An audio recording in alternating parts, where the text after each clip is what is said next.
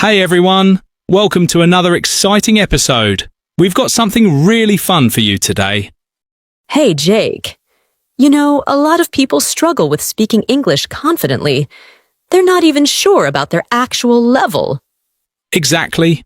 And knowing where you stand is super important because that's the first step to improving. Right.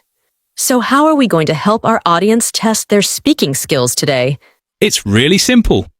We're going to ask a question, and when we do, our viewers should pause the video and try to answer it out loud. That sounds fun. But what if they're not sure about their answer?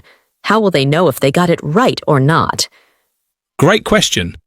Don't worry, I'm sure they can check their mistakes easily. But how exactly? Simple. After they answer, we'll share our version.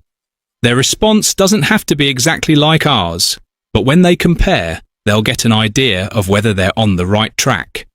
Oh, I love that. So it's like a real speaking test, but fun and interactive.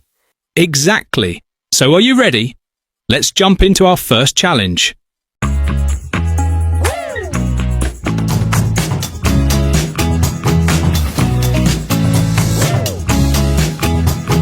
So here's the first question. Do you live in a city or a village? I've been living in the city since my childhood. That's nice. What do you like the most about city life?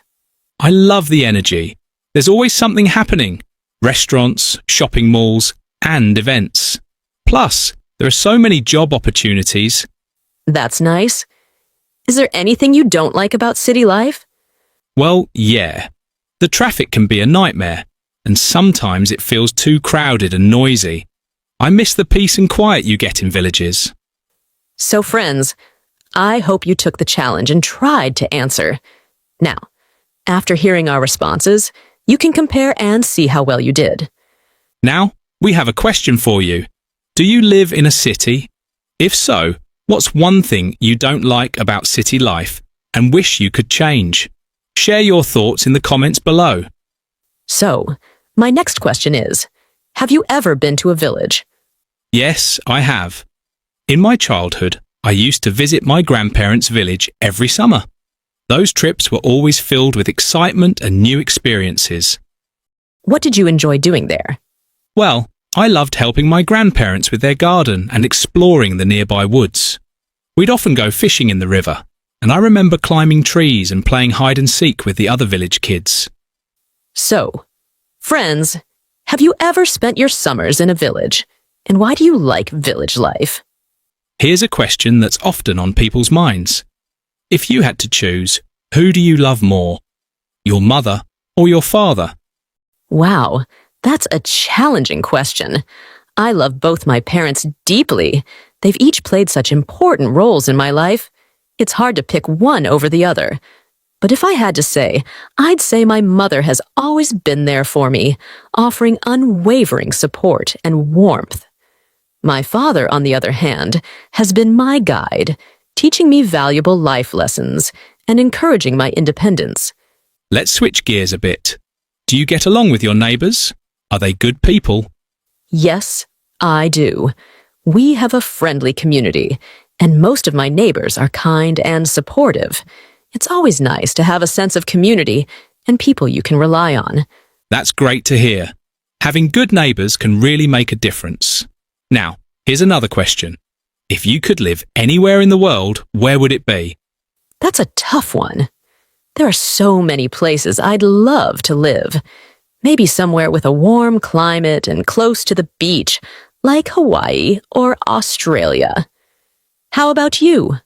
Good choices. For me, I think I'd choose Japan. The culture, food, and technology fascinate me. Plus, I'd love to experience the cherry blossom season. Okay. From your perspective, what are the things that make people happy in this world? Great question, Sophie. Many might say money brings happiness, but I believe it's more about personal fulfillment. Spending quality time with loved ones, pursuing passions, and maintaining good health often leads to greater joy. I totally agree with you. I have seen many people who have lots of money, but seem genuinely unhappy. They often miss out on the simple joys of life, such as bonding with friends, experiencing nature, or engaging in meaningful work. Let me ask you, how much time do you spend on your mobile? Be honest, and do you think it's too much? Oh, that's a tough question. I think I use my phone quite a lot, checking messages, watching videos, and scrolling through social media. But sometimes I feel like I waste too much time on it. Do you think it takes too much attention from our lives and we don't truly learn anything from social media? Yes, I do think it takes up a lot of our attention. We're constantly checking our phones and scrolling through posts, and it often feels like we're losing time. And as for learning, while there's definitely educational content on social media, most people are not really using it for that purpose. What's one skill you wish you had? I think I'd love to be better at cooking. I can manage the basics, but I'd love to be able to make more complicated dishes. What about you? I think I'd love to be better at coding. It seems like such a useful skill, and I've always wanted to understand how websites and apps are built. If you could invent one new technology, what would it be? I think I'd invent a device that helps people disconnect from their phones for a while, something that encourages a healthy balance between the digital world and real life. Do you think social media is more positive or negative? I think it's a mix of both. It can be great for staying connected and learning new things, but it can also be overwhelming and distracting. It really depends on how we use it.